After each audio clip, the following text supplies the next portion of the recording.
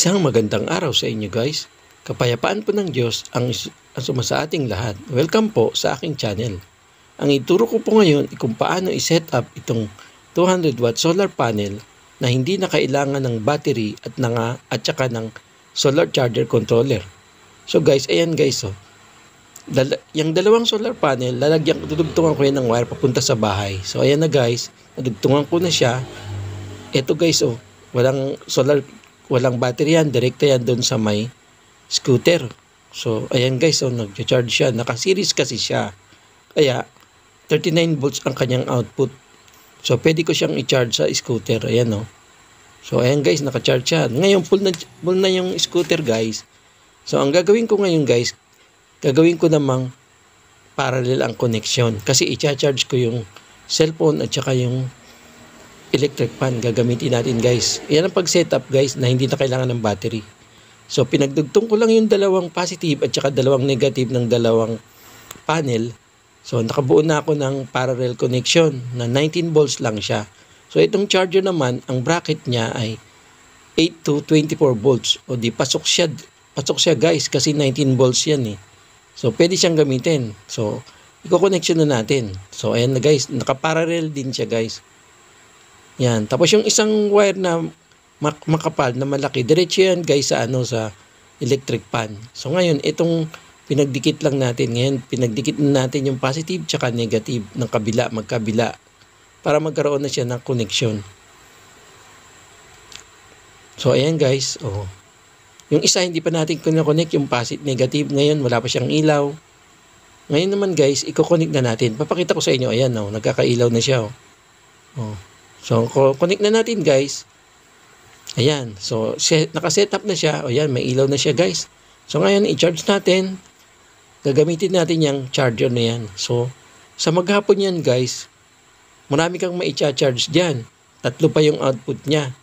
Kasi 200 watts yung output ng solar panel. So, kahit anong marami kang ma-charge yan. Mga cellphone, rechargeable flashlight, rechargeable lights, power bank, tapos kahit ano pa na pwede sa 5 volts.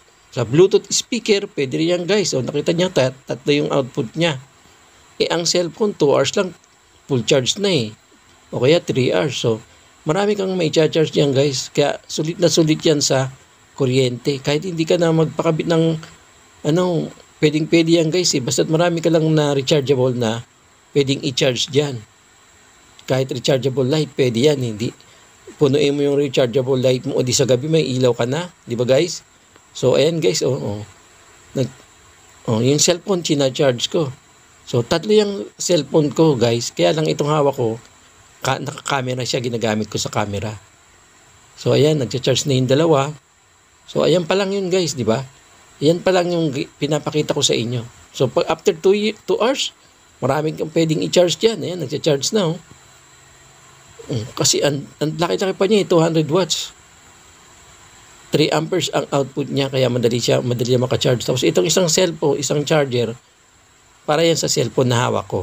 So, kaya dalawa pa lang ang may papakita ko guys.